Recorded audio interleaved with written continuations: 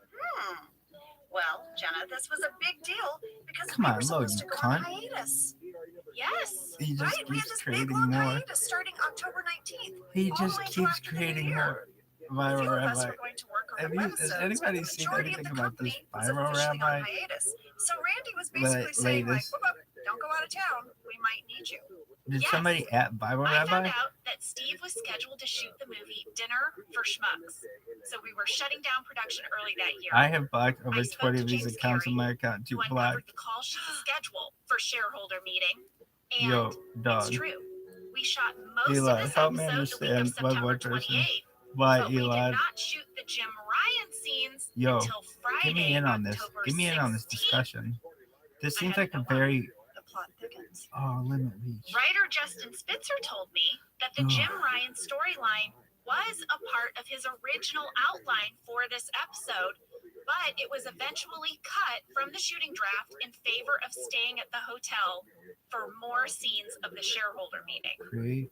So that plot, that Jim Ryan plot, was then shortened and repurposed as a cold open for Scott's Tots. What? We actually shot it during Scott's Tots. But then it was cut from Scott's Tots and it was rewritten again, and we added that shoot day and it went back into shareholder meeting. So Justin said that when they were editing shareholder meeting, they just missed not checking in on the group back at Dunder Mifflin. He also said that in all of these iterations of the Jim Ryan storyline, the one thing that always happened was that Ryan ended up in a closet. And the reason for this was that they wanted to get BJ out of the background of scenes that were happening in the bullpen. Sneaky. Yes. So that scene that we saw, Angela, that's in the annex with Ryan playing Tetris, yeah, that was actually shot during Scott's Tots. That is the one scene from that cold open that remained. And then we added all of this other stuff about people not taking Jim seriously, and we fleshed it out. Well, this was clearly a puzzle, but we haven't figured it out yet. We are still wondering about these 4 gift bags on Kelly's desk. I was curious which webisode we were shooting that week, so I reached out to Randy, and he said it was The Mentor. In this webisode Is series, anybody else Erin getting decides followed by she these? wants to I've learn never to seen be an anything accountant. like it. I rewatched it, and here's how it's set up. Sometimes I do get bored at reception, and I wonder what it's like to be an accountant. So I guess what I'm saying is I really want your life, and I don't know how to get it. Are you good with numbers? The count used to be my favorite part of Sesame Street. 1 apple, 2 apples, 3 apples. Yeah, maybe it's not for you.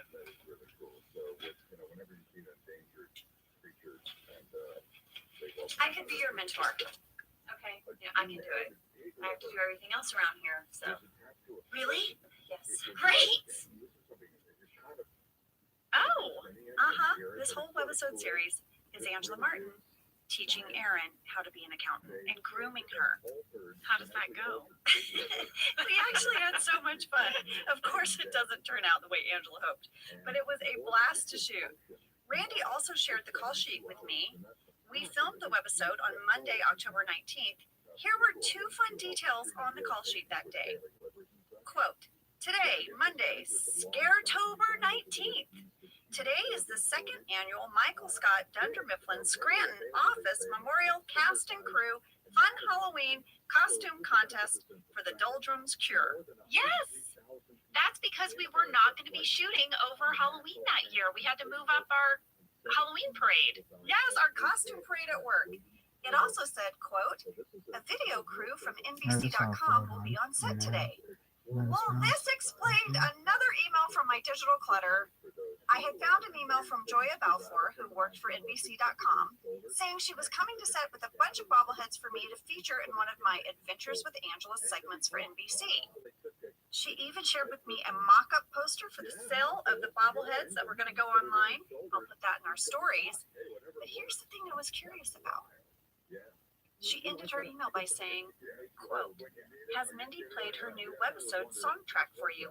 If not, go bug her, because it's amazing. I've been humming it all weekend. Well, now that got me curious about what song she was talking about, so I looked it up. In Subtle Sexuality, the webisode series was about to air on October 29th, and Joya had seen an early edit of it. So I went to rewatch that. Jenna, Joya was right. The song is so good. Just listen to the chorus. I can't get it out of my head. That song would be big.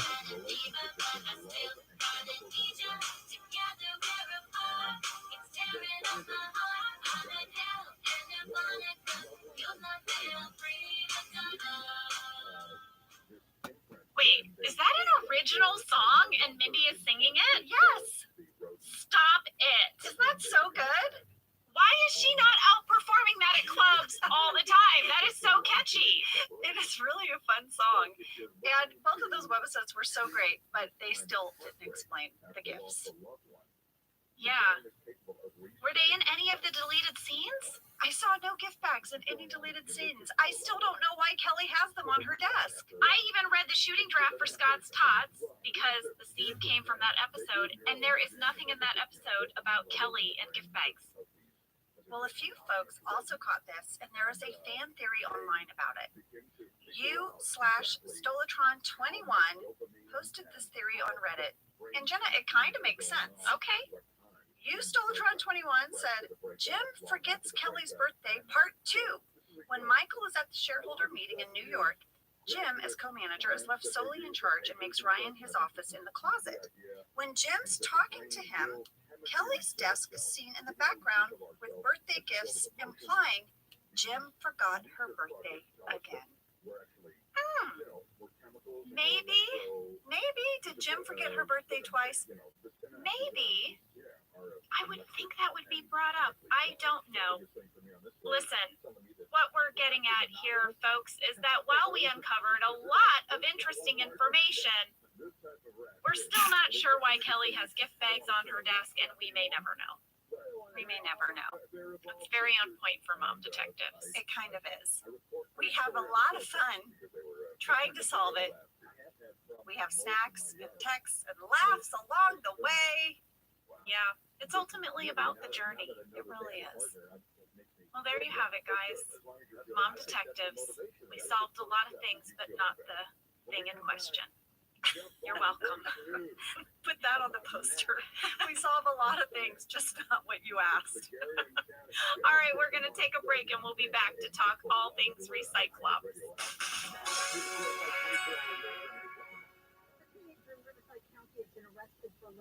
Well, folks, you know I have a lot of family in Texas, and I just want you to know, if you travel to Texas, there are vast landscapes, cultures, regions, destinations, activities that allow for an infinite number of different travel experiences. You can have fun in the sun. Texas has 350 miles of coastline. That's right. Or if you like more of a rugged vacation, there are campgrounds, hiking trails, state parks, and the food. Can we talk about the food? Tex-Mex and barbecue. There's live music, art museums, cowboy experiences. Come on. Right now, Travel Texas offers a one-of-the-kind online trip builder that allows users to generate a custom visually led trip matched to their unique interests. So you go in there and you click your interests, and it'll say, here's where you want to go in Texas. Oh, you're good. Visit traveltexas.com. I am taking fucking aim at everyone in this goddamn thread. If you made a fucking comment on here, traveltexas.com/get-your-own. Look out.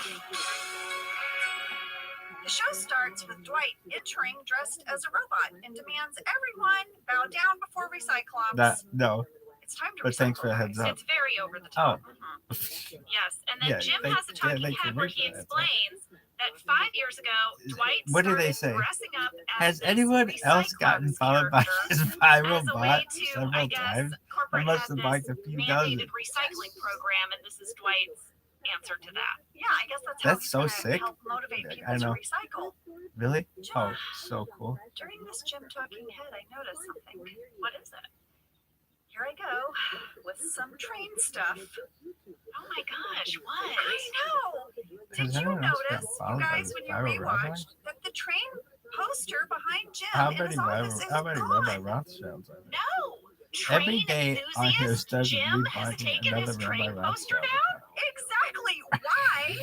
Why I was someone who loves trains as much as Jim Halpert. Take this poster down, Angela. I don't know, but I did Look find at out look at something those about guys the train trying. poster. You're like It's not even there. It's not even there. of The this poster that is motherfucker's gone. followers. I didn't Google Really? it. See if you Well, can find Google's any of only them. been around for a little while, so how did you research it? You know what? Sit down, lady. There are 3 of You them. sit it down. Bing, bing, bing. I'm not the Name only one more. Find who one is more. excited about trains, Jenna.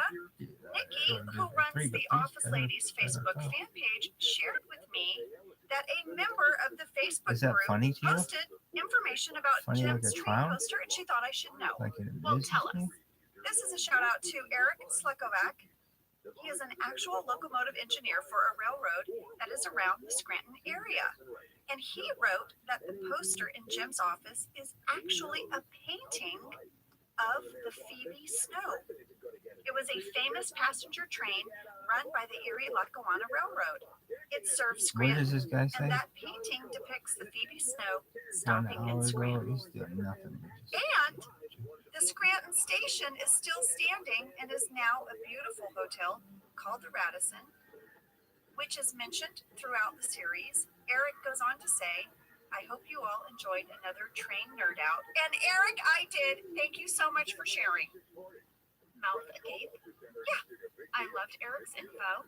Right? And I am so impressed by our set dressing team that they put such a wonderfully specific painting in Jim's office, which is now gone. We don't know why. Has We don't anyone know else why. gotten I filed guess by he's the gonna be Bible tracking bot several Mom times? detective? Mom detective. So we'll never get to the bottom of We'll it. never get to the bottom of it, Hilarious. but We're gonna look for it. put this Followed on a by card. Brian Where is the Phoebe Chovanek. Snow? Yeah. Uh-huh. Where is I'm the followed Phoebe by Snow? Where's most the people. Phoebe Snow? Yeah, I get That's literally several a episode day. title. It's bananas. BANANAS. Okay, back to this I'm episode. I about really 100 love so that. far. Eric, It's thank 3 you. I hours. know, and Hey, Nikki, thanks for letting us know. We're hell, going to start a series of hells yeah. flashbacks. We are going to see Recyclops evolve over 5 years. This was really fun because the first time we see Recyclops, he's up at reception, and we got to go back to our old hairstyles and our old wardrobe. They scrunched up my hair, and they had a hard time. They had to really make John's hair go all in that floppy mop do. Right? It was really cute. And then I don't know if you noticed, but next up, Ryan is at reception. Remember when Ryan stepped in? What was so fun about all these flashbacks is seeing all the different iterations of receptionists over the years. Well, the next year, when Recyclops has really started to take shape, Ronnie is at reception. Remember, she was played by Dale Raoul. But the only problem with this is that this Recyclops event is supposed to be an annual event in February for Earth Day. And Ronnie was actually the receptionist over the summer when Pam was at art school. Somebody, Mom Detective, the shiitake out of that one. Yeah, thank you very much. You're welcome. Then Recyclops, ends up in this final stage. Very elaborate. But it seems like he's now turned to like a Terminator. Yeah, he's now actually destroying things with aerosol spray. And Stanley has this great dialogue where he's like, wait, I thought you were killed by Pluticorn. And Dwight's like, Pluticorn wishes. I know. Rain loved dressing up in that Terminator outfit. I took a picture of him, Jenna. It's on our book. I know. He was like a kid. He was like a kid getting to play dress up. I connected with our costume designer, Alicia Raycraft, to ask her all about this amazing transformation of Recyclops. We've said before that Alicia was particularly gifted at building costumes from scratch for very little money. Although she said for this, she had a pretty good budget. But I found out she worked in the theater. And this is why she was so talented at building these costumes. She worked for Blue Man Group, and she did the puppet maintenance on The Lion King on Broadway. Oh my gosh. Yeah. To get started on this, she told me that she would take a picture of Rain, and then she would sketch an overlay on top of it, so she could really see what Rain would look like in all these different costumes. I found that sort of amazing. It is amazing, and Alicia is a great artist. Yes, she even shared her sketches with us. We have them, all of her sketches of Recyclops. The first thing she would do is show her sketches to the writer. And in this case, they really did break down, in some cases, what Recyclops should look like. So, for example, for the very first Recyclops, in the script, it said, Earth Day 2005. Dwight is wearing a thick green t-shirt, a bandana over his mouth, and a third eye on his forehead while lecturing everyone on recycling. So Alicia told me that her first concern was that that description reminded her a little bit of this character called Greenzo from 30 Rock, who was played by David Schwimmer. Greenzo was 30 Rock's Recyclops? Yeah, kind of. He was this environmental activist.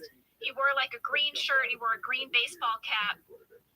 So when she was sketching out Dwight's first costume, she wanted to make sure no one was going to think this was Greenzo. So then the script said Earth Day 2006. Dwight is wearing a Love Earth t-shirt, a cape, wrist guards, elbow pads, knee pads, moon boots, a full motorcycle helmet, and a larger eye in the middle of his forehead as he lectures everyone in the office. And in Alicia's notes, she wrote this, which I found hilarious.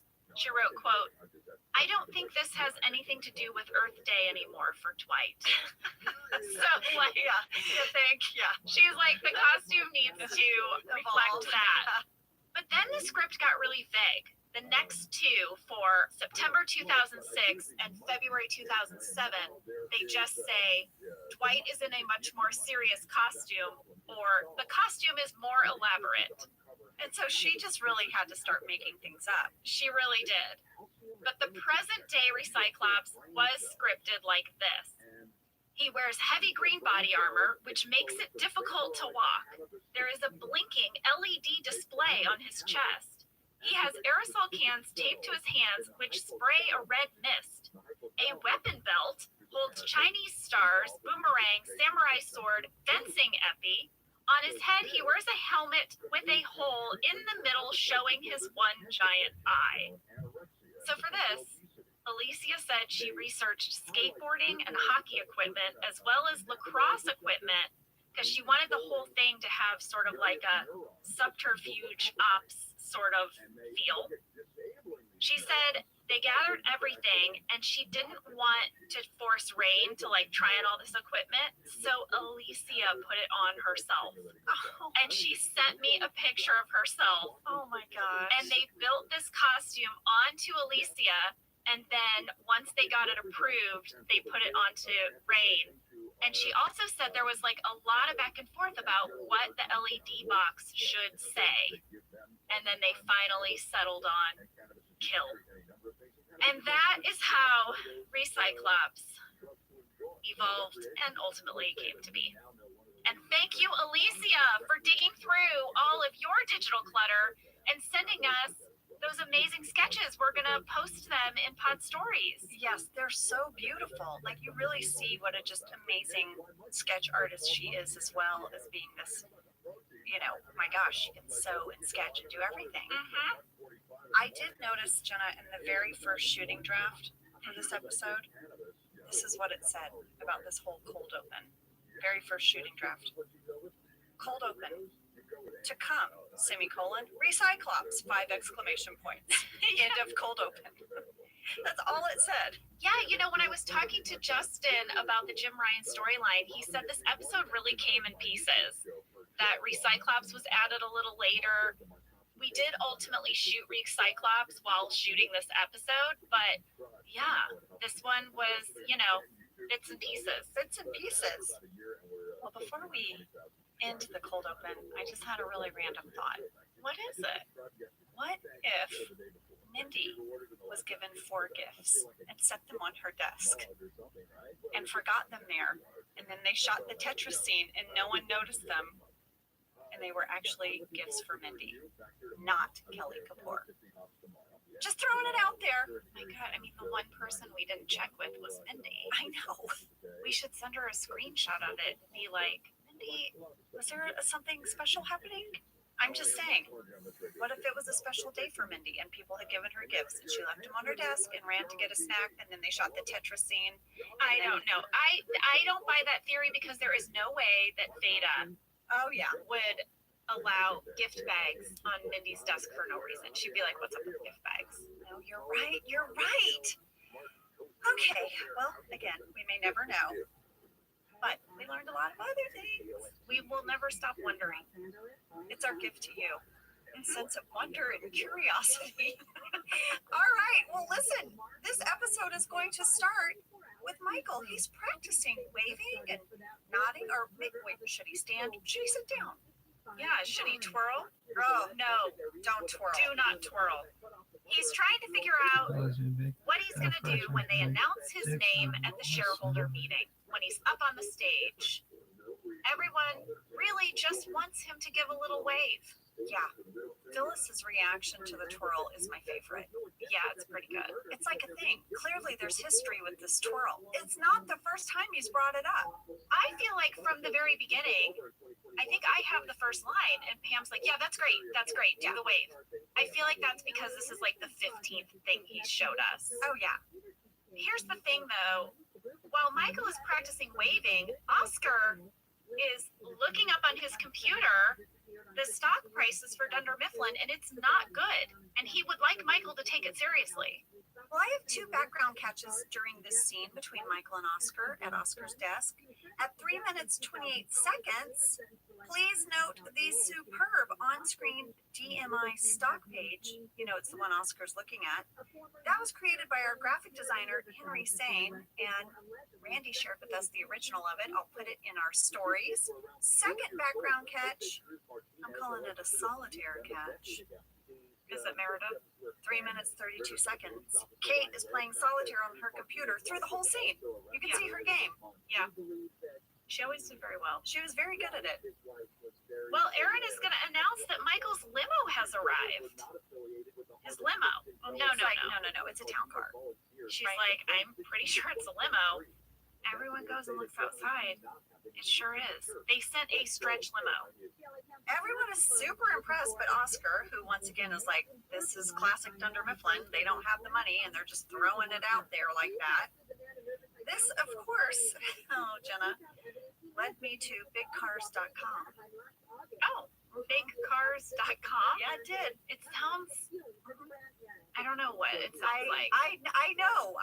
It sounds like a random thing to have in my search history, but there it is, because in 1889, the first limousine automobile was introduced to Paris, France. Really? Yes.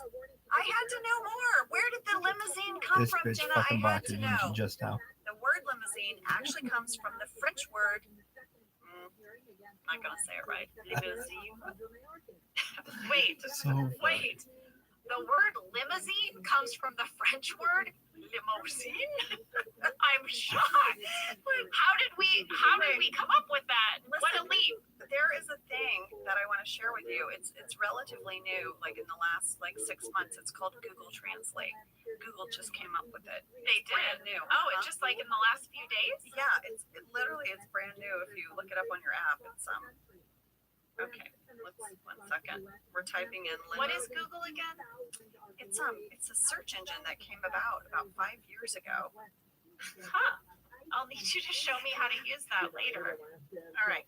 This is how you say limousine in French, according to Google Translate.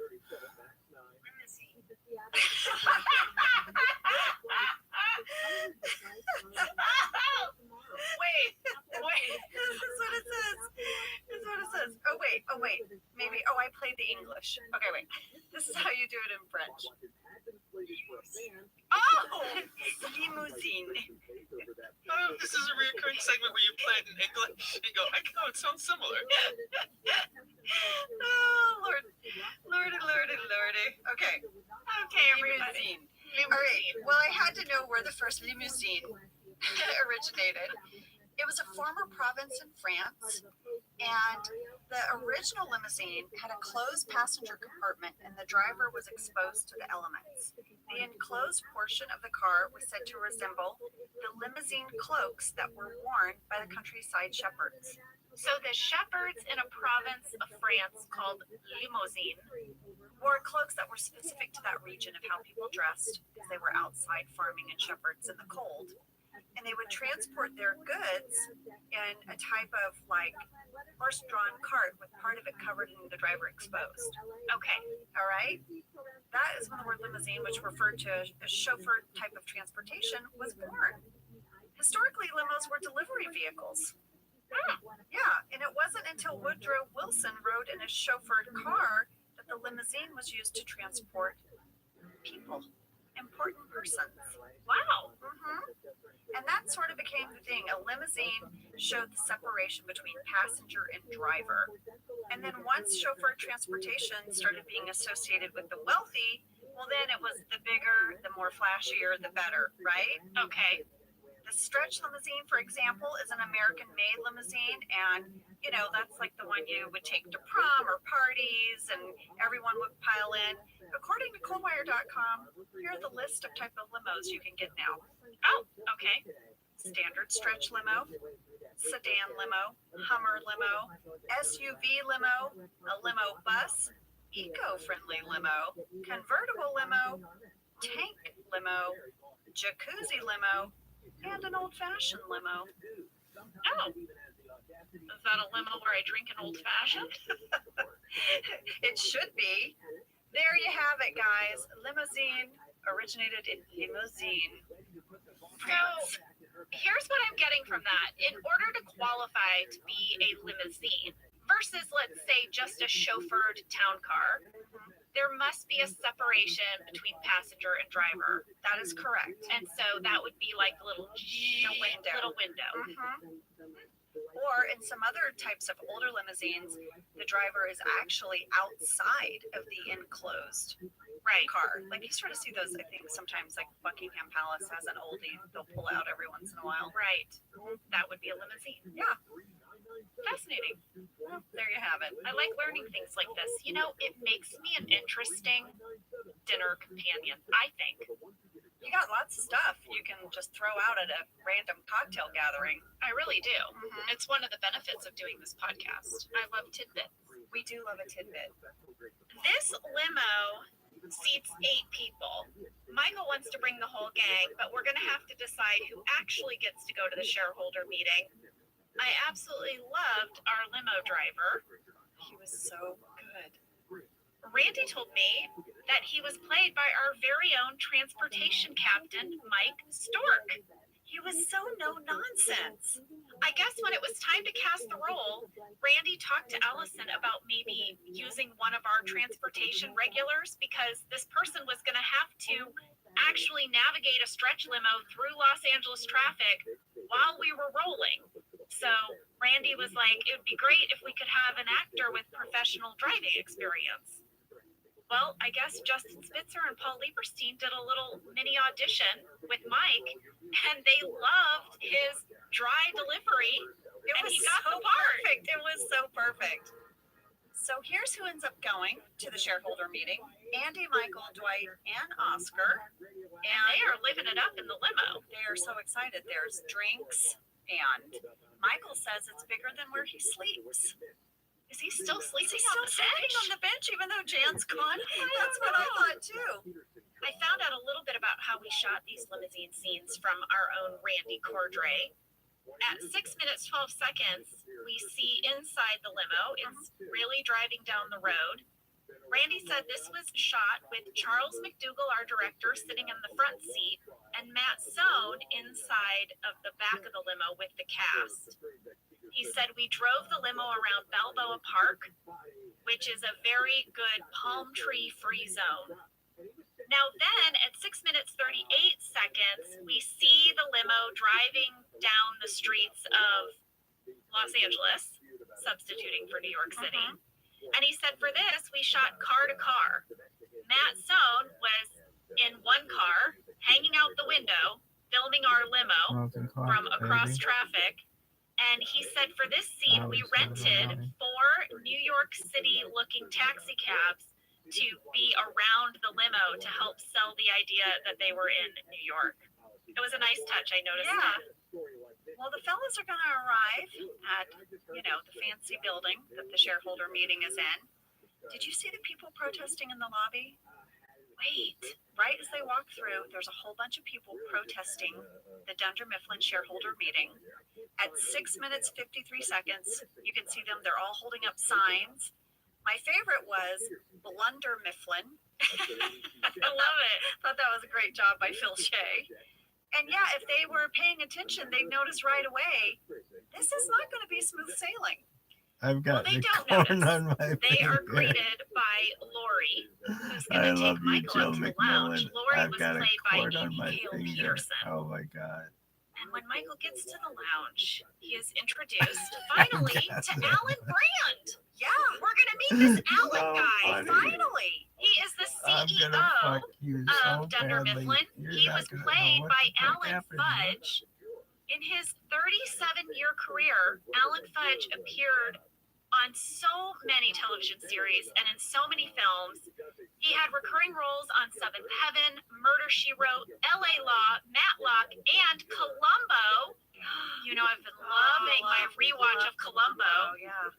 And The Office was Alan's final on-screen acting job. He sadly passed away shortly after filming this episode. But we were so fortunate to have him. He's great. Michael also gets introduced to Congressman Chris O'Keefe. He bows when he meets him. Yeah, he says, "Your Eminence." And Chris O'Keefe was played by Chris Ellis. So there are lines forming in this big room that they've rented for this meeting, and Dwight is determined to get to the front of the line. Yeah, he wants to give Michael a softball question early, because then he's got to go to the garment district to grab a crate of his shirts. He has a shirt guy. Now we have figured out where Dwight gets all of the short sleeve mustard shirts. He has a guy. Well, I guess there were some other things that Dwight might do with his extra time. They were in our must-shoot candy bag for this episode. Oh, I love a candy bag. What was in there? So, guys, these are the alternates that we would shoot for every episode. A must-shoot meant we had to get them. So here are two other things Dwight was going to do with his time. He says, "I was hoping to lob Michael his softball question early. Then I was going to sneak away to the New York Public Library and see about this ghost thing for myself." That's like a Ghostbusters reference. Right. And then the other one was, "Then I was going to swing down to the Diamond District and see what these are worth." And then it says Dwight holds out a black felt cloth with a bunch of small diamonds in it. So either shirts, ghost hunting, or getting some diamonds appraised. I love the shirt one. I love that we finally find out where he gets all of those mustard shirts. I agree. Well, there's some fun stuff in the deleted scenes of Dwight in this line. You know, Jenna, he becomes classic Dwight. He has rules for his line. Oh, yeah. I mean, when the woman in line asks Dwight if she'll save his place so she can go to the bathroom, he says no. And then, lady, there was a couplet of dialogue that I love where she says, "It'll just be a second." And then he says, "If onlys and justs were candy and nuts, then every day would be Erntedankfest." I did a deep dive on Erntedankfest. What is Erntedankfest? Well, it's German, and it translates as "give thanks for the harvest festival," and it's a real thing. It is very similar to America's Thanksgiving, just in that it is time to give thanks and appreciation for that year's harvest. It is traditionally celebrated on the first Sunday that falls after September 29th. And it is traditionally celebrated with a church service by the Catholic and Protestant churches. And then following that, there are parades and a feast. Now, there is no one meal that's served, but you'll usually find like a large chicken or a rooster, I guess, or a fattened hen that is served with root vegetables and bread. You eat rooster? I guess for Erntedankfest, you can eat a rooster. You can. Okay, if you want. Well, I brought this up to Justin Spitzer, Erntedankfest. Yeah, and I said, I just loved that line. And he wrote back and said, "Well, Jenna, there's sort of a code where writers aren't supposed to take credit for like certain moments in a script, but it was his. He said, I did write it." And it's really funny to me, so thank you for appreciating it.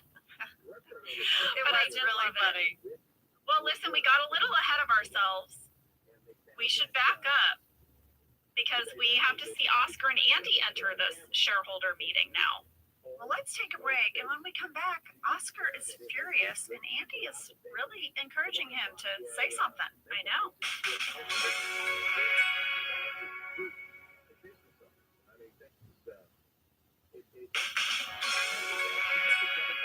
All right, we're back, and Oscar and Andy are making their way down the aisle. Oscar is incensed at the money that was spent on this event. Oscar actually has some really good ideas. I know. And Andy says, you know, you should say something. You should go to the mic. Yeah. I spotted something in this scene. What? At 8 minutes 15 seconds, I spotted a mic hide. A mic hide? Do you remember the way that they would hide the microphones inside the knot of the men's ties? Oh, yeah. They would put this squishy thing around the microphone. It kind of looks like an earplug with a hole in the middle. And they would stick the mic in that, and then they would put that whole thing into like the knot of the tie. And you can only see it if you know to look for it, but I think I could see it in Oscar's tie as he's walking down the aisle. Well, now you know about the mic hide and the tie. It'll be all that you look for, guys. I know. You're welcome. Back in the office, we have a little bit of what I'm calling sass in the break room. Yeah, Jim's having problems. I guess he asked Ryan to import all of their contacts into Outlook, but Ryan is like, isn't the company going under? I mean, shouldn't we wait to find out? Like, why do all this work if the company's going under? I mean, he kind of has a point, but he's also being a slacker. Yeah, I do see his point, though. I know. It feels like busy work. Yeah. Honestly, Jim, it feels like busy work. At 5 minutes, 48 seconds, we got a coffee mug callback. What is it? Meredith is drinking out of her America's Got Talent coffee mug from customer survey.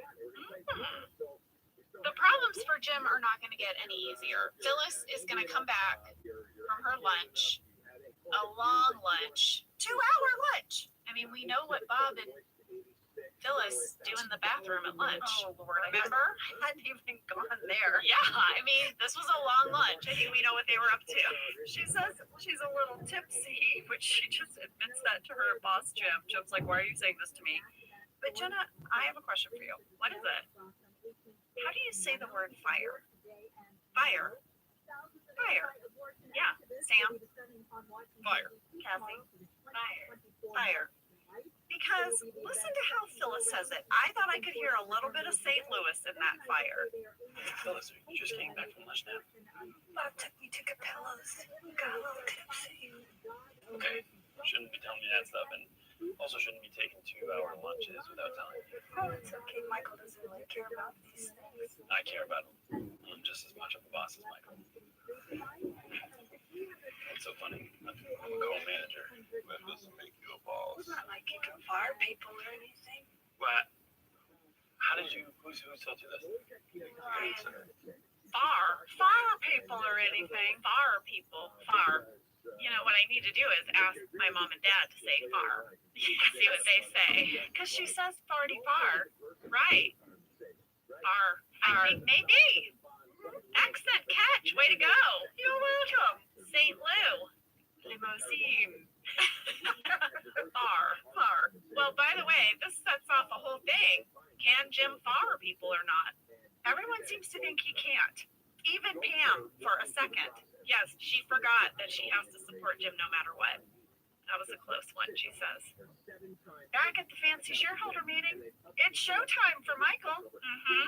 He's going to be introduced. Do his wave. He does, and he does do the wave. He doesn't twirl. Thank goodness. Yeah. It's still a bit awkward, and that's it. Then he just sits down. In the audience, though, Andy, he will not stop encouraging Oscar to stand up and go to the microphone and say what's what. Yeah, Andy says he's, the guy that rallies other people to rebel. He once organized a walkout over standardized testing and got over 500 students to skip the SATs.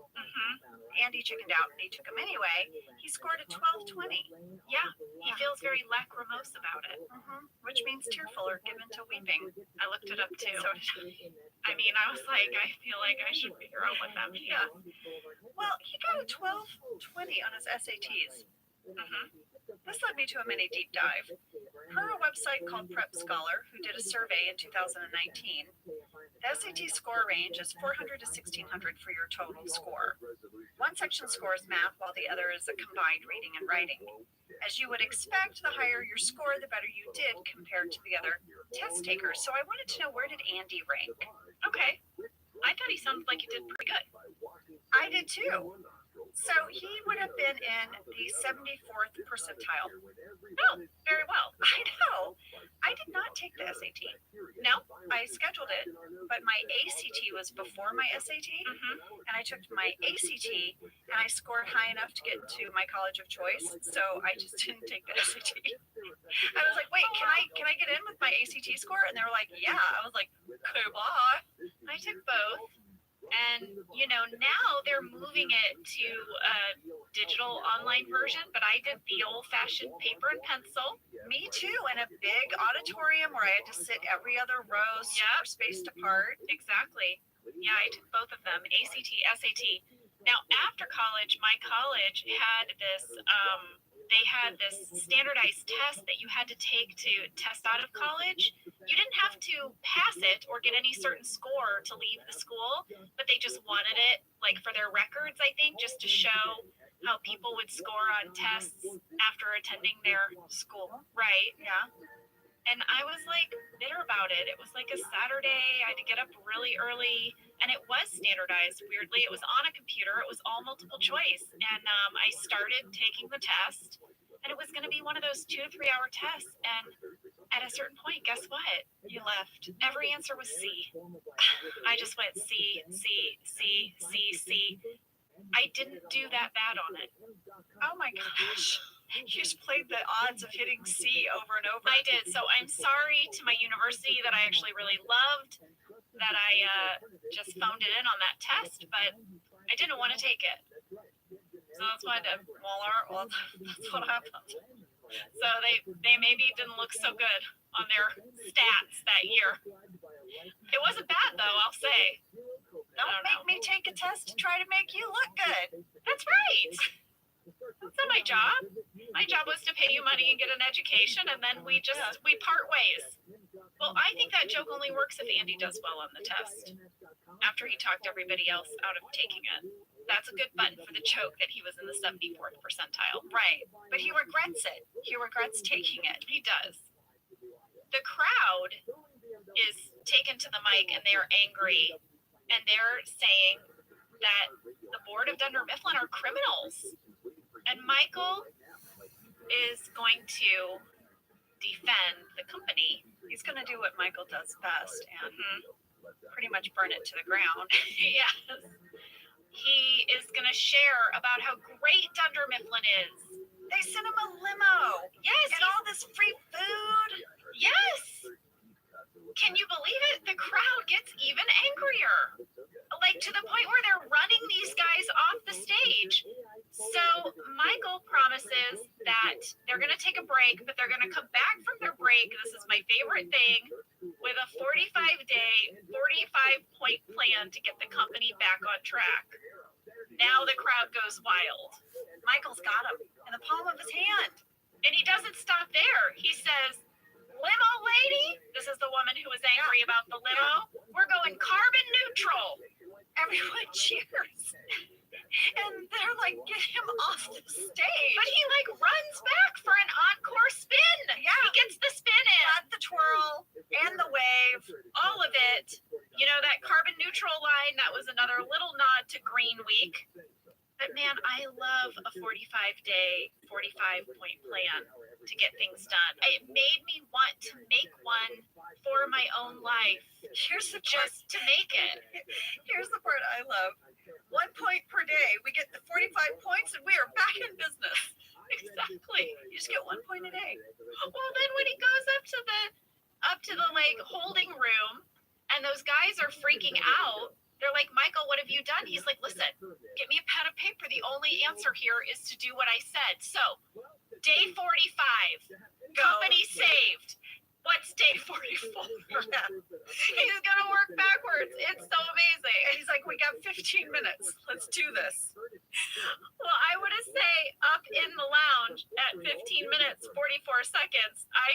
PG water catch. I knew you would, and at 15 minutes 51 seconds, I got a Gouda catch. What's a Gouda catch? It's an enormous plate of Gouda. There's so much Gouda. There is? I couldn't get over it. I had to take a picture of the screen. I did not get the Gouda catch, but at 17 minutes, I have a New York Times catch. It's sitting out on the table. I thought that was a very nice detail from Phil Shea. Well, at 17:09, I've got a fabulous plant catch. What? There's so many great plants in this scene. Okay, I just have to say, I love that I spotted water and a newspaper, and you spotted some cheese and plants. That is all you need to know about us. That is everything. Oh my gosh. Well, Michael has a plan. He's going to call Oscar. Oscar has all these great ideas. He's an accountant. He's going to get him up there to talk to everybody. This is not a bad idea. I know. But Oscar completely chokes. He's worried he's going to get fired if he tells the truth to these big bosses. Yeah. Well, this really sets off the room. The congressman calls Michael a moron. And Michael goes, I'm not a moron. Time after time, my branch leads in sales. I have personally won over 17 Dundee Awards, which, guys, are awards he basically gives himself. Yeah. Oh, Well, then Congressman O'Keefe says he's taken back the limo. You guys don't get to ride the limo back to Scranton. Michael hauls ass out of there. He gets the guys, he's like, let's go, load it up. Well, they jump into the limo, they yell at the driver to drive, they've got booze, they're celebrating, their hands go I up get about out of 20 the some a day. sunroof. It's very exciting. It's not It's a just big you, party. baby. That's A others few too. background catches here and some tidbits from Randy. At 20 minutes 8 seconds, at the limo loading area, Randy said they rented 5 additional limos for the day to make it appear that the Dunder Mifflin corporate people had truly been overdoing it, right? I like that. 20 minutes 22 seconds per McMullen. Randy. When you see the hands outside the limo With that from mouth the too, girl. outside shot, Yes. the cast had already been released for the day. So those hands are Randy's, our stand-in Steven Socks, McMullen. our PA Greg Ubaraga, and our PA Chuck Canceroni. No way! I love that. Yeah, and they all put on dress like suit jackets so they could match when their hands went out. Well, when the limo's driving down the street right after that shot, you see the Dunder Mifflin stock ticker go by on a building, and you can see that it's dropping. The arrow, the down arrow is, yeah. Well, I guess creating this very small moment of this ticker on the side of the building took a lot of effort. I was curious about it because I don't recall us having things like that in downtown LA, but they're very popular in New York. The wraparound, like electronic billboard. Yes. Yeah. Randy told me we totally faked it. That is a fakey ticker.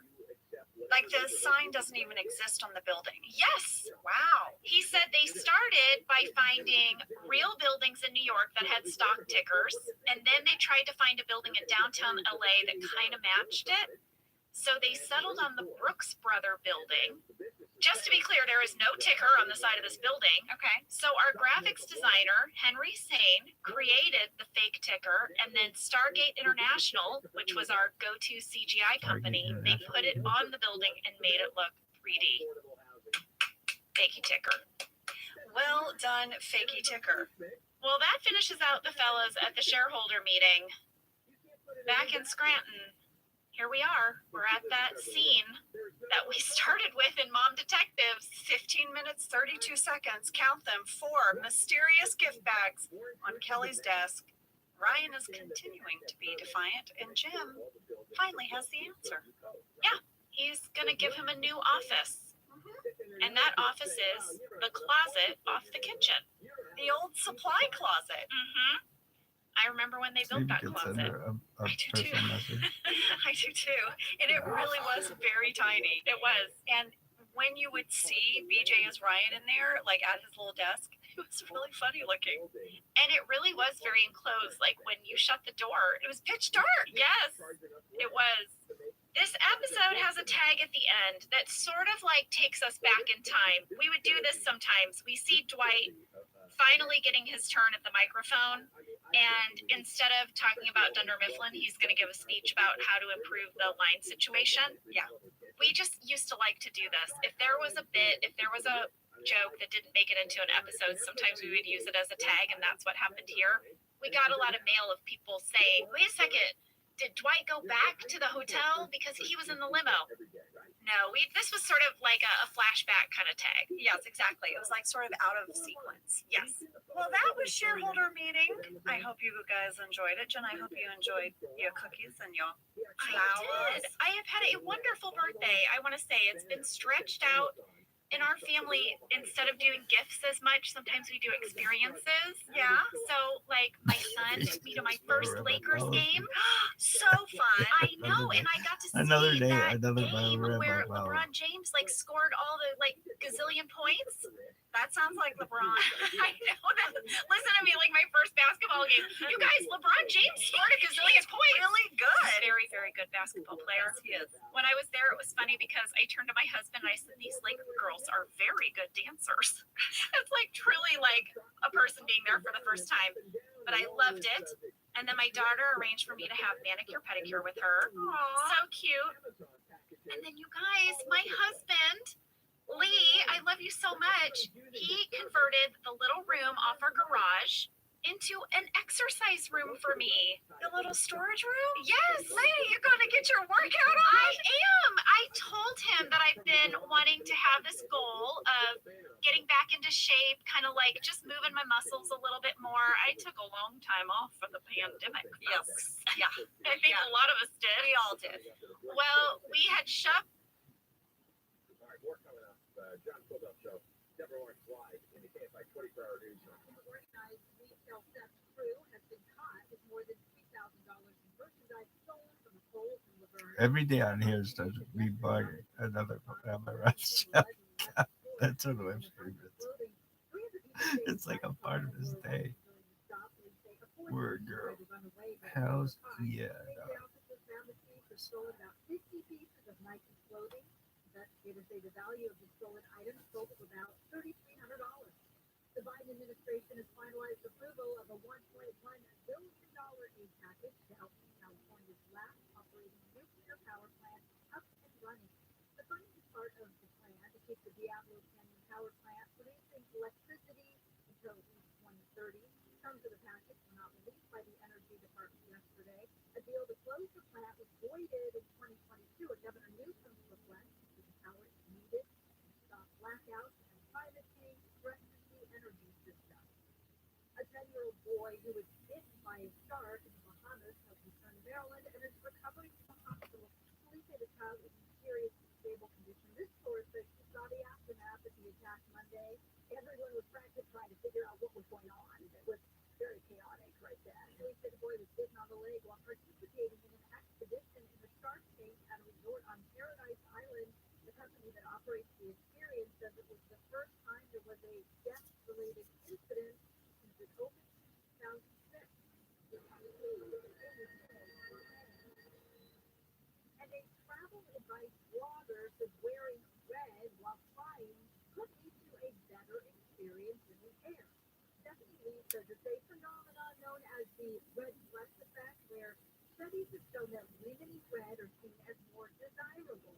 Red is commonly associated with love, desire, anger, power, and passion. Lisa's airline staff may subconsciously perceive passengers in red as more important or of higher status, leading to enhanced customer service experiences.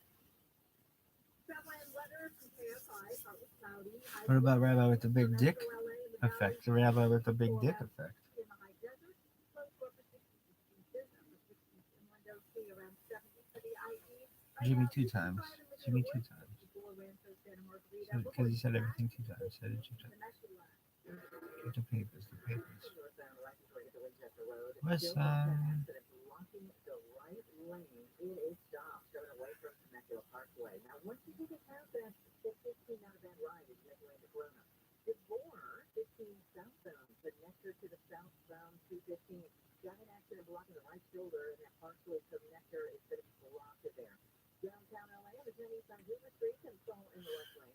Culver City, 405 southbound before National Boulevard.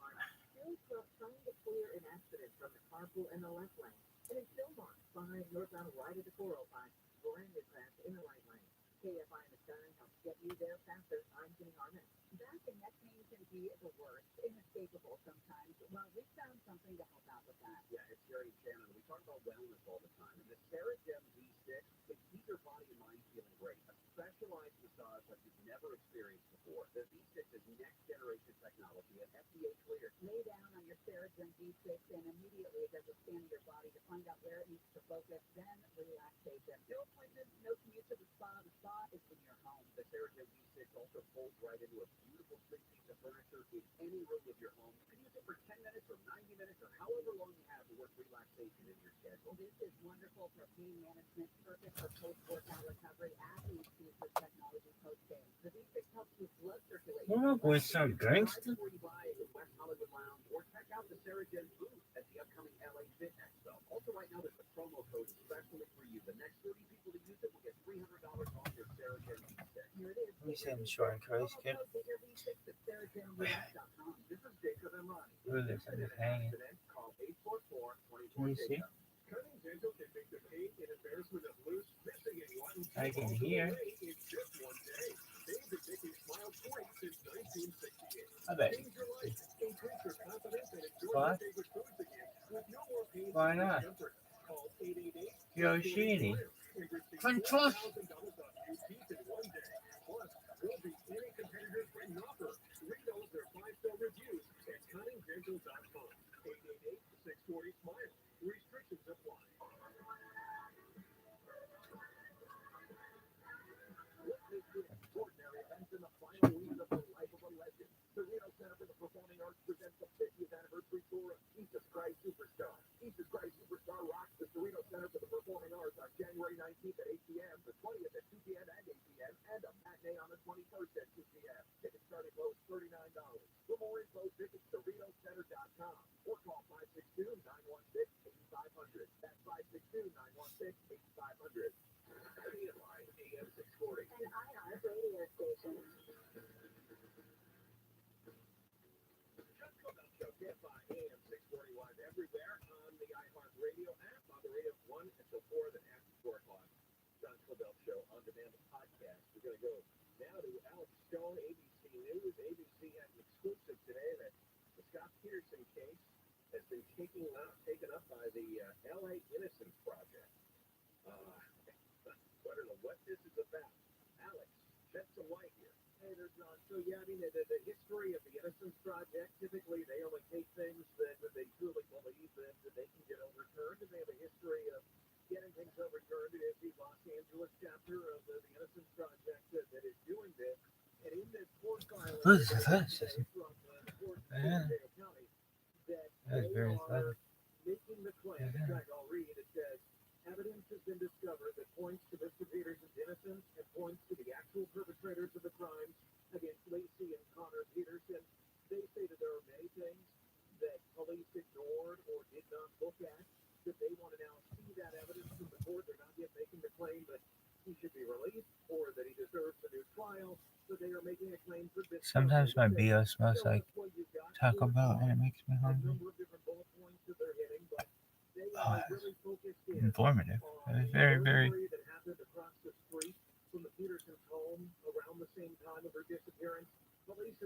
knowledge filled. Huh?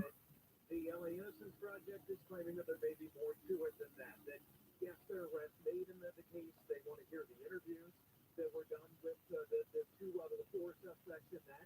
They want to know about somebody who was seen in a bike on a bike in the area.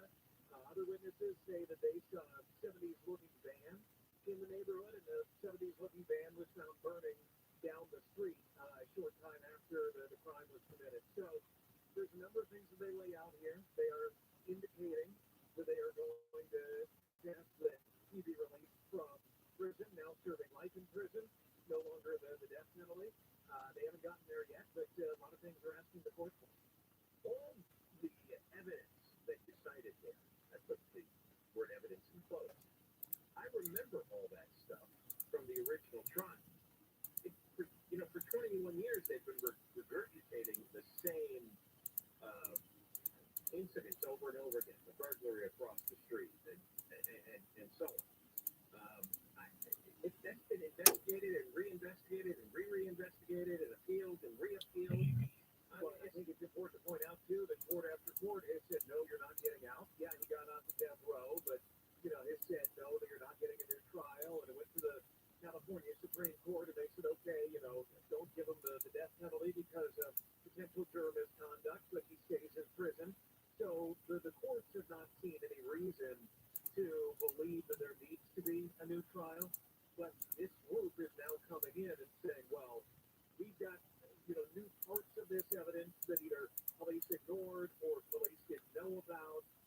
Some of it, it's this like 800 pages of documents we got today.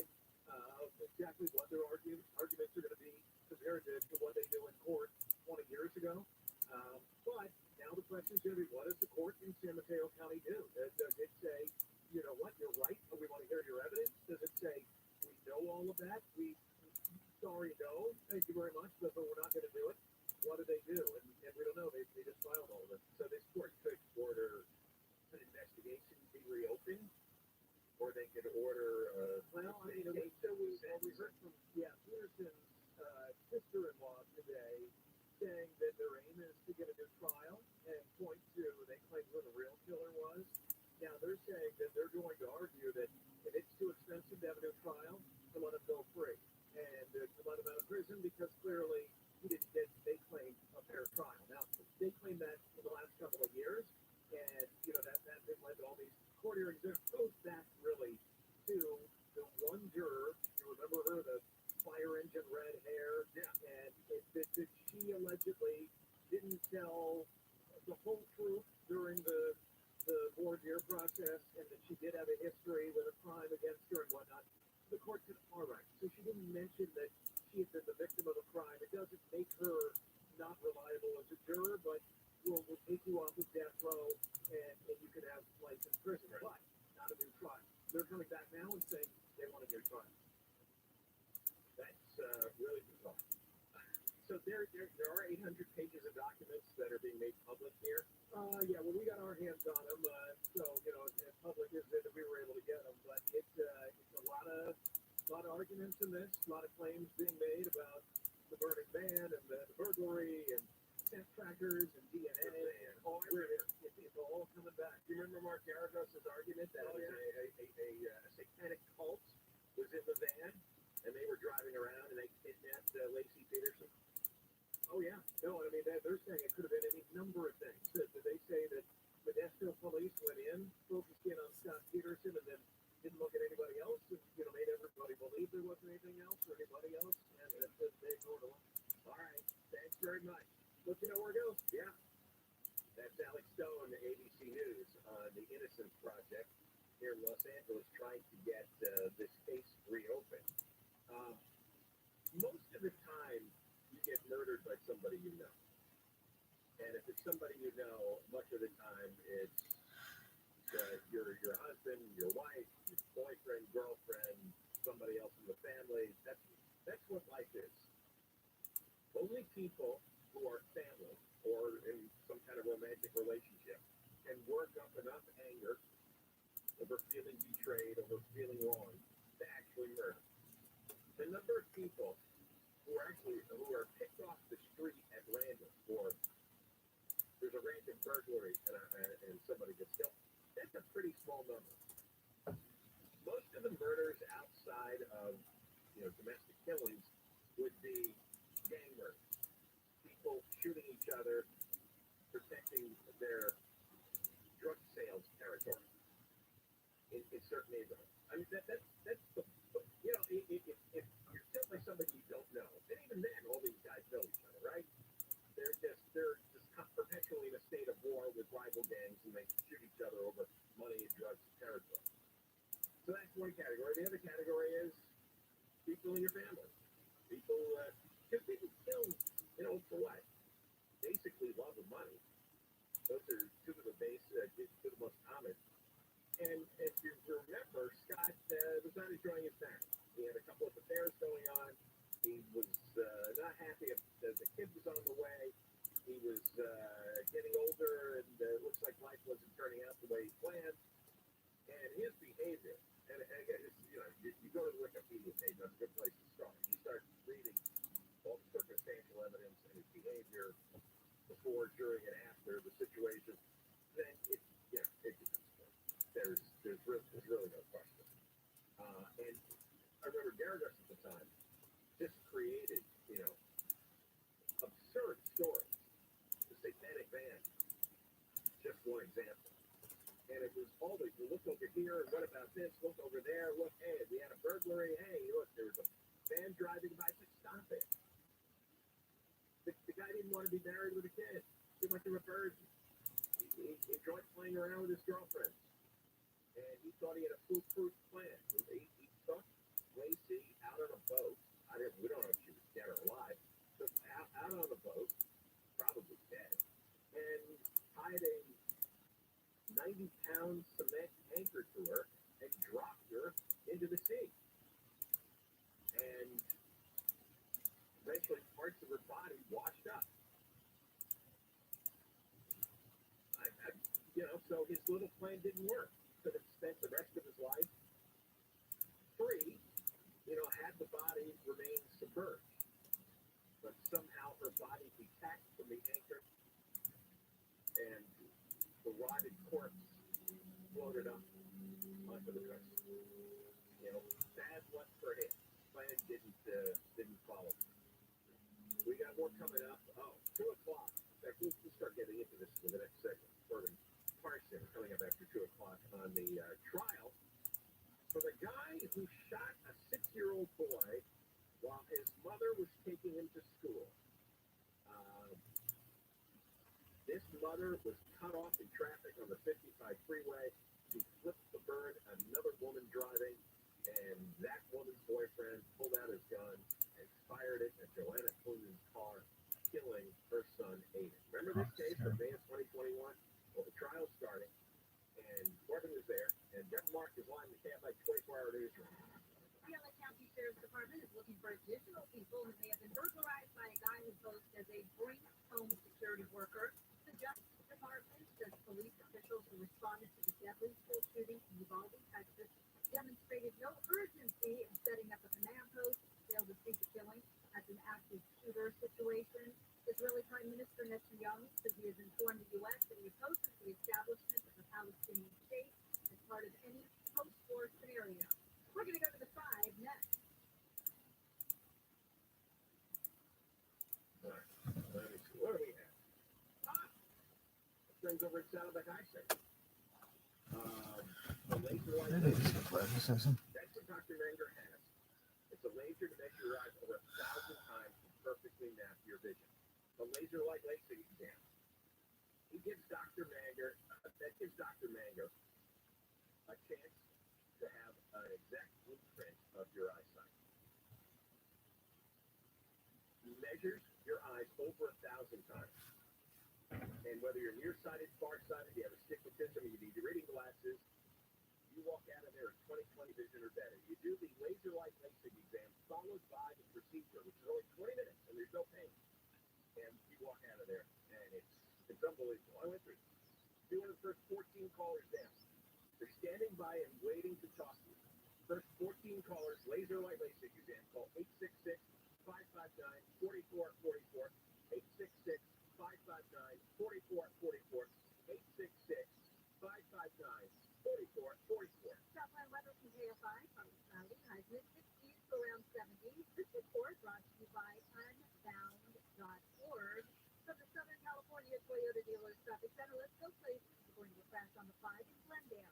205 northbound to the 134 west connector got a brand new accident making its way over the right shoulder. In Elysian Park in the 5 southbound before you get to 2, got an accident in the center divider area. Going to be close on Rocio. The pandemic. Yes. Yeah. I think a lot of us did. We all did. Well, we had shoved our Peloton into this little kind of closet room, and it was mostly used for storage. And he cleaned it all out, and he put down like the little like foam floor. Oh, wow. Yeah, and he got me some kettlebells and all this stuff. I made him a list. He said what would be, the stuff you'd want in this little room. And so I can take my iPad in there and watch my workout videos, and I love it. So thank you. And now I got all this stuff here today birthday, but I had a great birthday.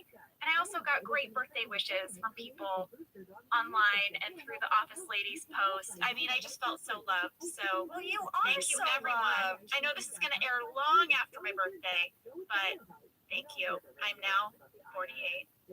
You're a sassy 48. You'll look fabulous. We love you so much, lady. Thank you, guys. Thank you. And Mindy, if you're out there listening and you know why there were 4 gift bags on your desk at 15 minutes, 32 seconds in this episode, let us know. We'd love to hear it. We'd love to know. We're going to wrap up with Mindy singing because it's fantastic. I love that idea. We will see you next week.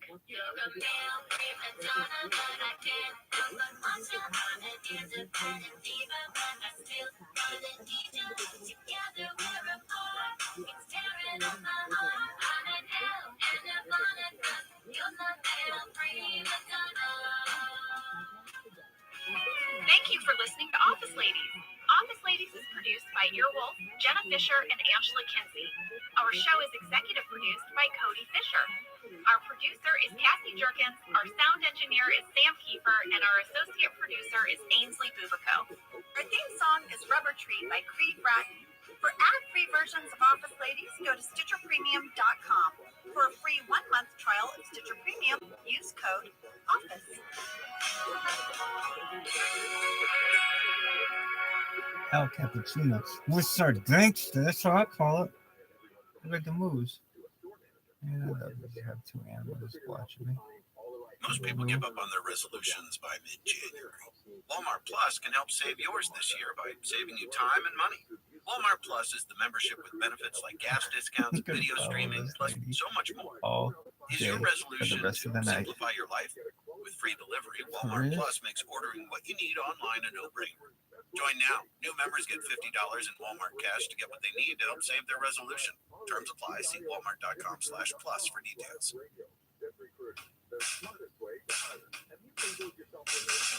I'm Jenna Fisher. And I'm Angela Kinsey. We were on The Office together. And we're best friends. And now we're doing the Ultimate Office Rewatch podcast just for you. Each week, we will break down an episode of The It's Office a and give great exclusive day behind-the-scenes stories that Jay only 2 Willie. people who were there can tell you. We're the Office It's a Ladies. beautiful day. Hello, Angela. Hi, Jenna. We are here. We are surrounded by lamps. So both of us have some progressive eye sight issues. Problems. Yes, deteriorating eyesight. And we both just got new glasses, but here's the thing, we need lots of light. I need a well-lit room. I am that person at a restaurant now who is holding the little votive candle. Over the menu. Yeah, that's right. And using your iPhone light. I try not to use the iPhone light because it's just so incredibly embarrassing, but it sometimes comes to that. Oh, I've let it go. I'm iPhone light. I would like to point this out. I like all and, these maybe I people. should put They're it very in our sweet. stories. We I like them have, all. in addition to the overhead light that comes in this room, right? There's track lighting. There's all these bulbs. We have brought in lamps. I'm talking floor lamps, guys, like that you see at Target. You know, the floor lamps. We have 1, 2, 3, 4 around us right now. 4 floor lamps. We're ladies who love lamps. We're the lamp ladies. We're the lamp ladies, and we're here today to talk to you about Scott's Tots. Season 6, episode 12. Written by Lee Eisenberg and Gene Stupnitsky and directed by BJ Novak. Our very own BJ Novak. Yeah. Here's the summary. It's time for Michael to face the music on an empty promise that he made 10 years ago. Here's the promise. He told 15 elementary school What is students this? that when they Just as graduated it's from high school, irritating he as would pay their 4 college tuition. Bots Because follow. he Oh, believed if you he allow the only had bio time to follow, I will follow And it. he can't do it. So he's going to have to go to their school and tell them today in person. Meanwhile, Dwight hatches a diabolical plan to try I to will follow it and say this was a bots right there. It would have to help him. Some of my pals would follow him. Outline of his plan. So, as many of you know, That's this so episode funny. is considered the cringiest Yeah, Jen and I were talking as we prepped for this episode. We both went I'm online. about There every are so motherfucker many out here articles all day. that list All the day. cringiest moments or cringiest episodes of The Office, and Oh, Scott's you're Todd lucky I'm pretty not much makes number maximum. one on almost all the lists. Well, we're very excited today because we are interviewing the director of this episode, BJ Novak. We're going to ask him all about it. BJ, hello! Welcome to Office Ladies. Thank you. Welcome back. But follow other this one person, don't forget, they said I'm not going to tweet about this anymore. Whoa, that's not my brand. It's the Ryan brand. It's the Ryan sass coming through. Yes, welcome back to Office Ladies. Is Thank this you. your third? Second. Second. No memory of any of this. Do I know you? Have we Who are the met? others? I'm Jenna. We're You're on trying. my Oh, IMDb this right makes it now. really It's like, easy. oh, wow. People in this conversation. I guess I worked with him. Oh, just do that. BJ, thanks so much for being here. Yeah, I keep staring at you two. It's pretty cool. Like, are they the What is same it? people? How do you do it? I know I did this before, but Like this? Well, we're the same, just, People in slightly this rounder. conversation? Yeah. I was Trying talking to to hear. Brian Baumgartner for the first And time in then forever, here. not in person. And I was then- like, when I see him, is it even Brian to me anymore? Is it just like Kevin? Like, it's this weird blur when it's been so People- long. Well, I totally get that though, because Yeah. Jen and I also live in this It's weird, bananas. kind of surreal place where we see you every week. Every week, but we Oh, because see you rewatch. Yeah. And we rewatch multiple times as we do research and stuff. So we'll watch each episode 3 times at least. What does it say? Yes, and has many accounts with different You're numbers in on that each end. phase, your character's in Thank that you, phase Jen. right now where like every You're week welcome. you're doing something weird, like wearing a It fedora just or creates glasses accounts. or like a weird Yes, I've patterned never vest. seen anything. Yes, that's what you do when you don't know what to do with the character. But you guys are living in our brains in this this predated Oh, place. somebody's like, you oh, know? now I'm Obviously, getting them. you are Now I DNA see. of Now you I enjoy crazy watching bastard. the stuff you've done. And I'll say this, my Multiple lore of the versions show have been before we deleted. started this rewatch was that it was only good for a few seasons and then it was like meh. I know. We were really snobby about And it. it's not true. I thought season 3, I was like, this show's fucking over. But it is What's not happening to true this? at all. We're in the middle of season 6. We're like cruising right into season 7, and it is a pleasure and a joy to watch. There were episodes where I thought, I remember when we were doing them that we were like, so broad and bleh. And Jen and I are watching them and laughing our asses off. Yeah, like Mafia. I was like, when we shot Mafia, I was like, what has happened to us? Why is Ed dressed as a mechanic? It is just, it's amazing. Like, there's just nothing wrong with it. I mean, some of the bigger swings are more clear why you doubt them, like Kevin and the chili. Did we talk about? Mindy and I were like, no, this is the dumbest. It's like, okay, the cold open, Kevin makes chili, he loves it, he walks up, he spills the chili. And we're like, that's the joke. We're like this intellectual show, and it's like a classic. Yeah, but it's also like, you know, when you're in a school play, when you're a kid, and your parents see Saturday night or Friday night, and you're like, it was so much better Saturday. And the parents like, I know you think that. To me, it's just you in a play, okay? Yeah. And I feel like to fans, it's like, okay, but it's Jim and Pam. It's still The Office, guys. I'm sorry that season 6 wasn't season. It's very funny. I get it. I like it. It's the same show. Oh, that's really good, actually. That's so true. So true. Thank you for coming on today. Oh, I love it. So that we can talk about Scott's Tots, which you directed. It was your directorial debut of The Office. Of anything, yeah. Now, had you not directed a webisodes before this? Oh, that's true. I did the webisodes, yeah. But, you know, the first substantial thing. Do you guys remember anything about the show? The two of you? Me and BJ. Angela, you want to just handle this on your own? I mean, I think I got this. Well, we have some stats to throw at you about some reviews of Scott's Tots. We do. Just so we get clear, did you bring me on to answer for Scott's Tots? No. Apologize. No. Okay. No. I know some of this, but please let's. No, not at all. Not at all. Okay, what are they saying? Scott's Tots is widely referred to as the cringiest episode of The Office. The majority of our fan questions that we got for this episode were not questions at all. They were actually just comments on how cringy and uncomfortable it is for people to watch this show, how a lot of people skip it when they do a rewatch of the show. We found an article on bustle.com that was titled this: "The scientific reason office fans really can't watch Scott's Tots no matter how hard they try." Oh, there's a whole article. There's a doctor and everything. Yes, Dr. Judith Orloff is the author of the Empath Survival Guide, and she said, quote, "Fans might very well avoid this episode to avoid something painful that's hard to face in themselves. There is a subreddit with almost 17,000 subscribers that is titled Cannot Watch Scott's Tots, and it is still regularly updated." This was my favorite. What?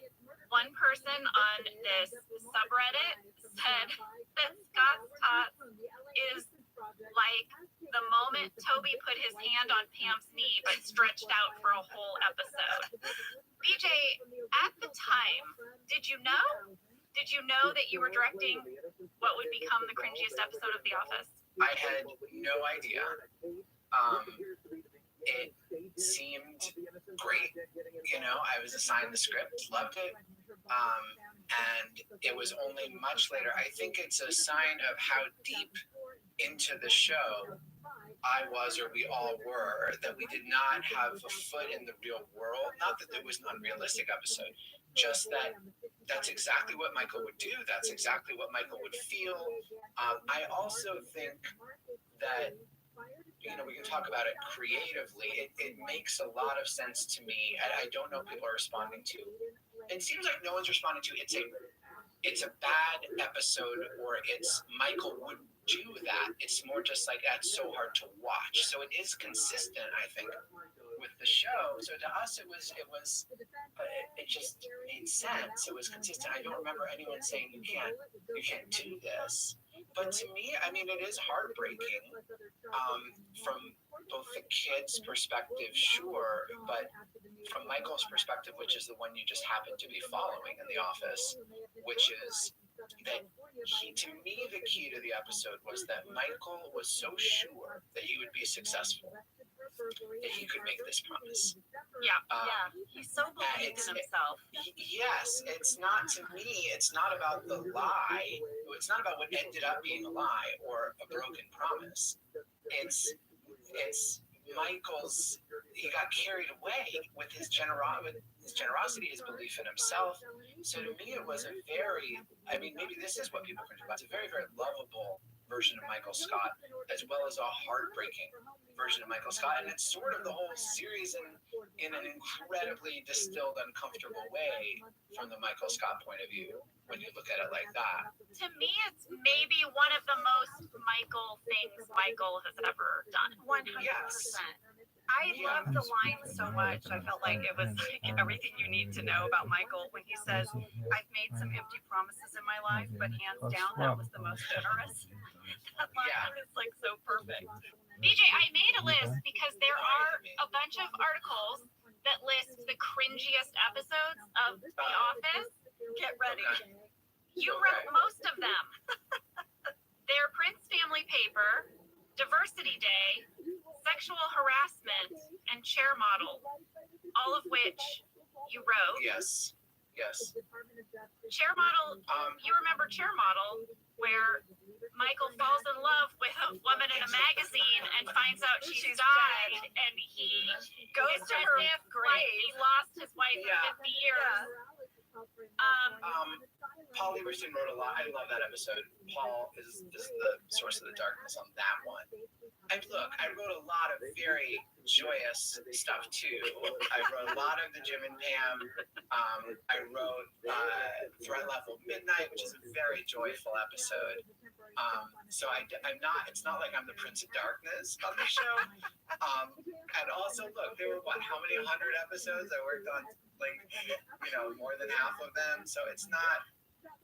I'm not just this dark figure. I'm proud of it. I'm less dark now, though, because again, I do hear this and I do go, oh my God, Like, how was I capable of some of this? Like, especially when I see Ryan Howard, I'm like, oh my God. Like, I don't see any villain like this. Here's the Mashable article that comes out after this episode. BJ Novak, Prince of Darkness. Yeah. No, BJ, we love, like, my God. No, I think your dark is important, and I think that I remember after season 1, which was 6 episodes, and I think all of them ended pretty darkly, right? The pilot, Hot Girl. I mean, we had that nice moment at the end of Diversity, but the pilot, Diversity Day, Hot Girl, Healthcare, extremely dark. Basketball, I don't remember. Office Olympics and basketball maybe were a little more positive endings, but we had sort of a big group meeting that Greg led about, okay, what are we going to do differently in season 2? And there was a lot different, and one of them was 3 out of 4 endings should be positive, and then 1 is just for us, meaning Paul. He's like, we're not going to totally sell out, but the British had ended dark every time, more or less, and we had been ending dark every time, more or less, and so the new thing was, so I guess Scott's Tots was definitely one of those 4. Hospitals, high-rises, data centers, school districts, restaurants and retail, every form of business, big or small. Whether it's time for a new generator or Duffy's legendary 24/7 repair and maintenance services or emergency rental, Duffy Power. Ending dark every time, more or less, and so the new thing was, so I guess Scott's Tots was definitely one of those 4. One for us. Yeah, but again, I do think it's an interesting. It is a deep, interesting one. It's not that it's not part of the canon. It is very difficult. I agree. I think, though, it is Michael. It's honestly Michael trying to do something good, believing in himself, knowing. I don't think he knows he's going to fall. Well, look how much he believes in Pam and her art. I know. He is such a believer. He is. And so his belief got ahead of him. And this is by far, exactly like the line you quoted, this is the biggest consequence of all his belief. Now, we should remind people, or I should remind people, I wish I admire it. I did not write the episode. This was a Lee Eisenberg and Gene Sipnitsky episode. And I hope it doesn't sound like I'm disowning it either, because I know we talked about somebody who are uncomfortable. These are 2 of, I think, the most brilliant, writers, backbone of the show. When a lot of the original staff was burnt out, these guys took the ball, and a lot of the sort of central seasons of the Office that were really humming. That was Lee and Gene just turning out scripts, revising scripts they're not even credited for. So those guys were really an incredible backstop for that. But look, Gene in particular, I think, is the best one-liner writer in Office history. He's the one who wrote I'm not superstitious, but I'm a little stitious. So I would guess he wrote that line.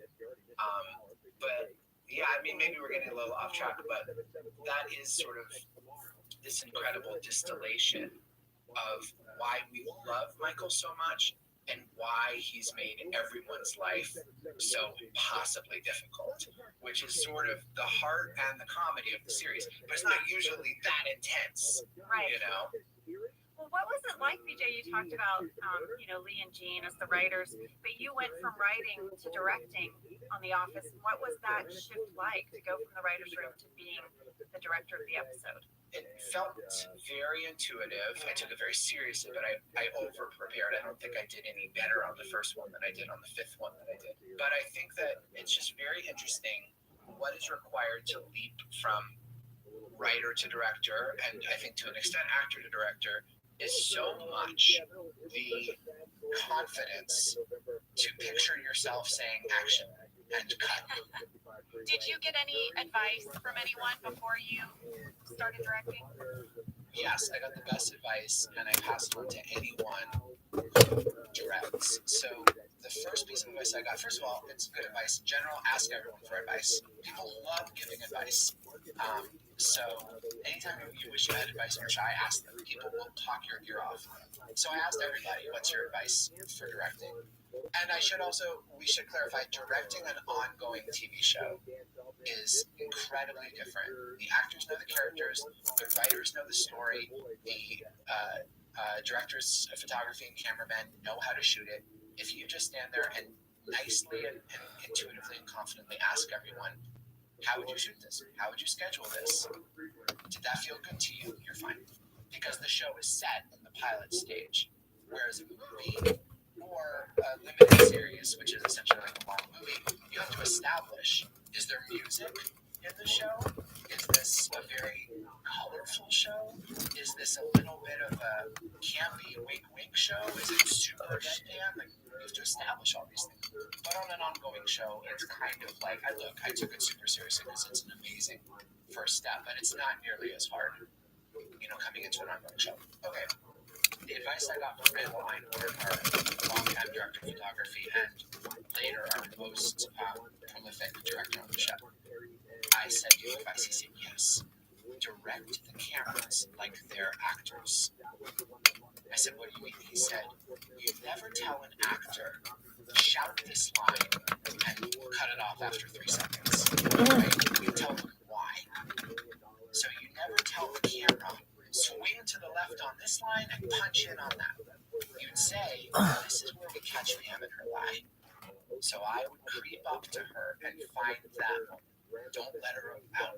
You know what I mean? And it inspires so much more creativity and so much more respectful, and you're more likely to get what you're looking for. And, I've extended that to direct to everyone, like they're actors. You don't tell the costume department, I want him in a suit. You say, this is a character who's so insecure that he takes himself. He tries to tell the world he's important. I want him in a suit. Every day he'll wear a suit. Now the costume designer is so excited. Rather than, she went to Sears and got a suit, and then you say, make it look fancier. No one understands what you're doing. No one's motivated. Whereas actors, that's how you talk to an actor, right? And people know that much more. So direct everyone like they're actors is, I think, the best advice I got on that show. Other advice I got later, the other two great pieces of advice, a friend, Lee Winnell, who just wrote and directed Invisible Man, which I thought was great. And he had been a writer forever. And he said that he actually took a panel on directing at the Writers Guild of America. He's like, BJ, I won't do his Australian accent. He's like, it's the kind of thing you get junk mail for. Come to this seminar, blah, blah, blah. It was the best thing I've ever been to in my life. It was like John Wells, it was Catherine Bigelow, and they were giving practical advice and cynical advice and inspiring advice. And he was like, it was the best thing I've ever been to, and everything I tell you is going to be from that. This advice was, the best thing you can do as a director is watch the movie in your head as much as you can. Whenever you're in doubt, just take a walk and watch the whole movie in your head again and again and again. And then when you're in a production meeting and someone says, what does the room look like? You just say what you see and they figure it out. You don't need to know what the lens is and what the lighting scheme is. If someone says, what are they wearing, or how do you want to shoot this? You can say, I picture close-ups, or I picture, you're like looking from a distance. It will have the same effect as if you studied everything in school, because the point is to know the art. So watch the movie in your head. The other piece of advice that's so simple, this was, I have a friend whose father is Al Ruddy, who produced The Godfather. And I asked him if he had any advice on directing. He said, you only need to know 2 things to direct: what you want and how to get it. And I was like, you know what? I think that's the best advice I've got for anything. Because those are 2 very hard things. In a way, knowing what you want is even harder. But all of us can approach, okay, if you know what you want and how to get it, you'll accomplish anything. And we do that for all sorts of things. And how to get it includes asking someone for help, or to understand something, or to explain something, or to beg them for a favor, or to, grind them down because they're just not getting it, and whatever it is, or inspiring them, or whatever you need to get it. So that's, what you want and how to get it. And then I told him, I ran into him and I was like, you gave me the best advice ever, and I quoted it to him. And he's like, oh, there's a third part I forgot to tell you. You gotta know when you got it. I was like, I don't like that line. I'm editing that one You're out. not wrong, you're not wrong, but it's not as good a quote. And I said it to him, he's like, no, you gotta know when. I think he just worked on a movie with some director, it took forever. I was like, Al, no, this is Godfather Part 3. This is not as good. So I just quote the first two parts. That's so true, BJ. I know, Angela and I changed our whole lives because we wanted to get something. We wanted to get a quality of life. We wanted to be able to make it to soccer practice. We wanted to take our kids to school. I didn't know you were soccer. Seriously. I'm sweeper, BJ. Nothing's getting into the goal. No, we just wanted to make our families first.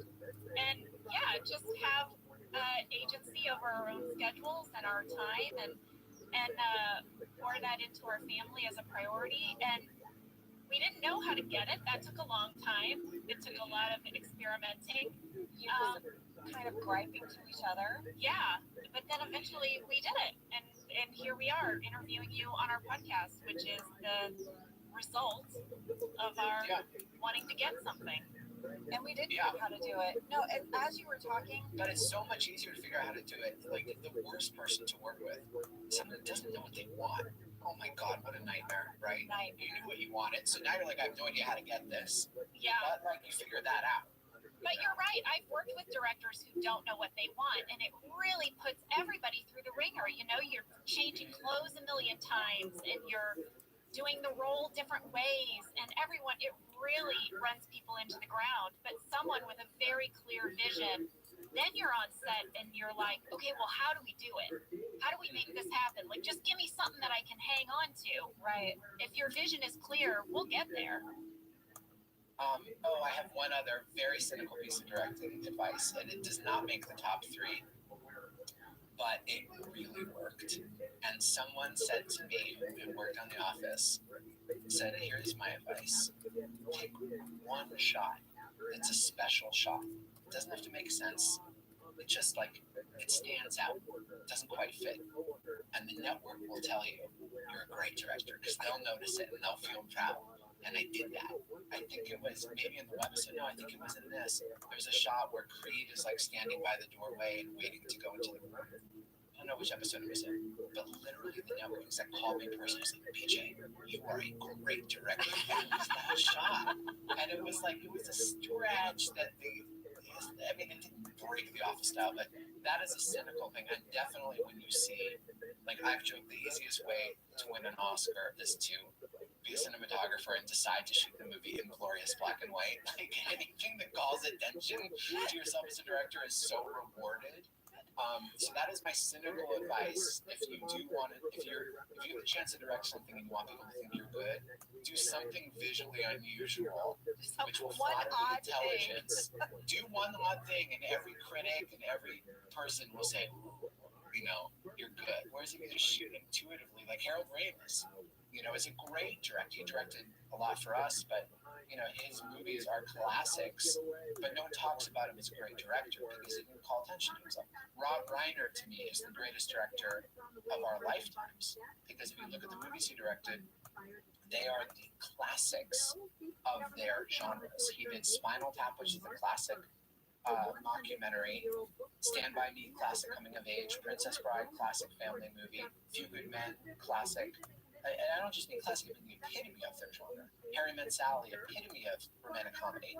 And people don't talk about him, because he just did it so right that he was invisible. If he had an overhead camera in the ceiling fan, Harry Met Sally, everyone's saying he's such a great director. But, BJ, that reminds me of a piece of acting advice that I got that I use all the time.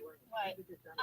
So in any project, if it's a TV show or a movie, my acting coach said, you pick one moment for your character that you decide in this project is your big moment of realization, a confession, something. You pick one. And before you say that line, you pause, move forward, and then say it. and it'll take your blow glasses people off. away. Sunglasses. Yeah. And he said, even in auditioning, if you have just an audition scene, you pick one line in that audition scene where you pause and then you lean in before you say that line, and you'll get the part every time. I swear to God, after I got that piece of acting advice, I went on a bunch of auditions. I got callbacks for like 12 auditions in a row when I did that little move-in thing, and I still use it. I still use that. That's amazing. Okay, this is so funny to me. Is that in your book? It's not in my book because I didn't want to steal his thunder. That's Got it. Robert DeMonzo, my acting coach, and I put him in the book, and I said, call this guy and take his class. He'll give you the best advice. But I guess now I've put it on my podcast, so sorry, Robert. My acting coach did something similar. She was this very amazing older woman, and she said that she was auditioning for a movie. She was from France, and she had an old crown, like some dental work, that as she was giving her big speech, she felt pop off in her mouth. And so she paused with her tongue to put it back in to cover her tooth back.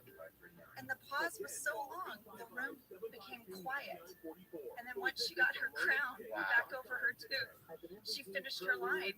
And the casting director said that was the most powerful audition we have ever seen. She got the part. And so she was like, so sometimes you know, pause.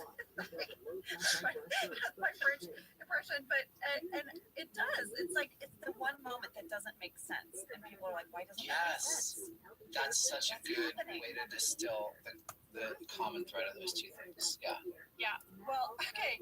We actually wanted to talk to you also about what it was like to shoot those 2 days in the school. You had a huge, big group of kids in a classroom. What was it like directing such a big group like that? I guess an advantage of mine is I love talking to kids and groups of kids. Now, they were probably looking back 18 because the way the guilds work, you can work very different hours because of child labor for a kid over 18 or even over 16. The rules are very different. So you'll generally cast people who just turned 18 and look young or just turned 16 and look young for roles that are supposed to be younger. So those kids were probably slightly over 18. That said, they were still like, they kid energy playing kid. I just love talking to kids. When I read my kid's book, the book with no pictures, like a classroom, it's like the happiest I am. So I guess to me, being like, all right, everybody, here's what happened. This guy, Michael Scott, Steve over here, he did this. They knew it, they got into it. Again, you talk to everyone like they're actors, including the background actors. Because it was mostly background actors in the class, and most kids didn't speak. So just getting them, in the mindset of it was really fun for me. They were real, they had good spirit, they're professionals. And then I think it was Lee and Jean, because the writers are so involved on The Office, or were so involved. I think it was they who taught the kids like the chant and the dance, and they were amazing. I love Steve's speech so much. I love his delivery of his speech. You know from the beginning that he's going to have to tell them. He's going to have to give this speech. But everything about it is so great. He tries to get them to figure it out so he doesn't have to say it. Yeah. Which is amazing. And then he hands out the batteries. Lithium. Not laptops or tuition, but some batteries for their laptop. Some batteries, Yeah. Was that just Steve knowing Michael Scott so well? Yeah, that was just Steve knowing so well. Maybe someone pitched the exact phrasing of, and what's better than laptops, but laptop battery, or what do you need for laptops? I don't know. But it's a collaboration because you see where Steve's going, so you might pitch him a line. But that was Steve completely. What also was great acting was in the photo where he's surrounded by the kids, phrased on his desk. Like, even that is good photo acting, his optimistic smile. Yes. Oh my gosh. He directed, and he said it was so much easier than acting. Really? And I thought, wow, that shows how much he's putting into the acting. I mean, this is, like always, he was the total leader of this episode. He had so much. I mean, he just had to thread that needle, and he did it so well. We do want to talk to you about the movie you have coming out that you directed. Can you share with us about it? It's cool. It's called Vengeance, and I wanted to do it. I saw a poster for a movie called Vengeance at the Cannes Film Festival. I thought, I want to be in a movie called Vengeance. And I thought, but in a fun way, I was like, if I were in a movie, if you saw me on a movie poster, a movie called Vengeance, you'd know it was different. You know, it wouldn't be like, whoa, he's a cool action star. You'd be like, that's interesting. What would that? What's that tone? And honestly, that's where it came from at first. And then I had this plot idea that I just thought really cool. And yeah, so I took it to Columbus because they had just done Get Out, which I thought was another movie that they had been really popular despite having such challenging, interesting ideas. Because I didn't just want to make a thinky thing. I wanted it to be fun and funny and, you know, scary and all those things. So, I mean, it was great to get to direct my first feature that had all of those elements, you know. Wait, so did you write it and direct it and you're in it? Wow! Triple threat, BJ. Oh, come on.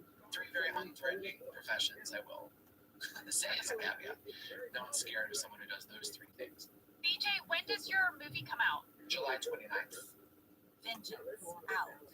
BJ, thank you so much for coming on Office Ladies. We love you. I love it. I love it. I love you both. I don't see you enough. I love talking to you. I love remembering it from this lens with the 2 of you. It's great. You've always been one of my favorite people from the time I met you working on this show. So, I love you. Well, that is what a wonderful thing to say, and I feel exactly the same way. Media bonds. And I noticed Angela's silence here. And, I would say I feel very similarly about Angela, but if it's not requited, Oh, BJ, what are you going to do? But no, I felt that about both of you from the pilot, really. Okay, see you soon. Family for life. Family for life, BJ. Love you so much. Bye.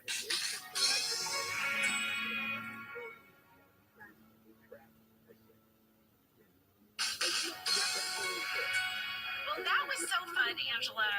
I love talking to BJ. I love that we got into that cool discussion about directing. I felt like it's when we had Mike Schur on and we were talking all about the writing process. I know. I could listen to BJ talk all day. Truly, he's so smart. I love him so much. I love his brain. I told him that. I said, BJ, I love your brain. Is that a weird thing to say to someone? No, I love his brain as well. It's so good to be back in the studio. Hi, Cassie. We missed you. Hi, welcome back. Thank you. Yes, I guess what we haven't shared with everyone was that we actually took a 2-week break from the podcast. We made sure to double record episodes so that you didn't miss us, but we were off recording the audiobook for The Office BFFs. Oh my gosh, you guys, I mean, I listen to audiobooks. I have a newfound respect for how they come together. We sat in a room together and read all day. It was a teeny tiny little, like, padded room, truly, and we read our book. One day at lunch, I had hummus. Oh, yeah. And after lunch, my stomach kept making all these noises because I had a spicy hummus. It was so embarrassing. We had to stop the audiobook, and our amazing director, Dennis, had to go get a pillow and cover my stomach with a pillow. And he said, "Don't worry, Angela, it happens all the time." Yeah, and then the next day it happened to me. So the next day we're recording our audiobook. We both have pillows on our stomachs. Oh my gosh, it was so embarrassing. But so much fun. You guys, I can't wait for you to hear the audiobook. We put our heart and soul into it, and so many Office castmates make these great appearances in the audiobook. I'm really proud of it. I can't wait for you guys to hear it. Yeah, we really wanted to make it something separate from the book. You know, in the book, you're going to get to see all of our personal photos. So we thought, well, how could we put some special audio surprises in the audiobook? So we can't wait for you to hear it. Yeah, our friends and castmates really came through. Well, it's available for pre-order now wherever you listen to audiobooks, and I think we should start breaking down this episode. Let's do it. This episode begins with a hilarious cold open. It's Andy and Michael in Michael's office, and guess what? Andy's baby talk is back. I loved it. I love that Michael makes Andy read his baby talk off a card. Oh, Jenna, I got so tickled in this scene. I literally was giggling when Michael then reads Andy's baby talk back to Andy. I mean, you have to hear it. You have to hear it. We're also on record as saying whittle iddle, footy woodies, num nums, jammies, make boom boom, ridiculous, and won't I would. Do I sometimes replace R's with W's? Do I sometimes repeat a word to get my point across? Well, if I do, Andy, sorry. You can't be a baby in the office. It makes me look like I hire babies. When he says it makes me look like I hire babies, he says it so seriously. You know, Angela, my cat, Andy, he used to say ridiculous. When things bothered him, he would say, oh my God, that is ridiculous. It's so ridiculous, Mama. You mean when you did your voice of your cat, Jenna? I channeled what he was actually saying, Angela. Jenna has voices for all of her pets. Yep, Sunny has one, Maggie has one. Yeah. Oh, what's Maggie's? Maggie, I know Sunny's. Maggie's is like this. Hey guys, hey, did you want this shoe? Do you want it? You can have it. Hey, oh, what's that? Oh, look, that orange fella's back again. Yeah, Maggie's just so optimistic about everything. She's joyous. Maggie's joyous. Although every single morning in our house, it is like Groundhog Day. It is like Maggie is meeting Sunny for the first time. Every morning she reacts like, oh my God, there's a cat in the kitchen. I must follow it. I must get it. What is it? And they do this whole routine, and then about 45 minutes later, everybody's fine again. But every morning, she is seeing the cat for the very first time in her life. Oh my gosh. It's crazy. That's crazy. Well, That's ridiculous. That's ridiculous. This scene ends with Andy complimenting Michael's Elvis impression. He said other people don't like it, but I like it. And Michael says, this made me laugh so hard. Michael goes, you're welcome, baby. I know. Oh, it's too good. Well, the main plot of this episode is going to get started when Andy bursts into Jim's office. Yeah, Dr. Tuna MD. We have terrible news. We have a serious case of the Mondays. And there's one cure. We need an Employee of the Month contest. Background catch in this scene.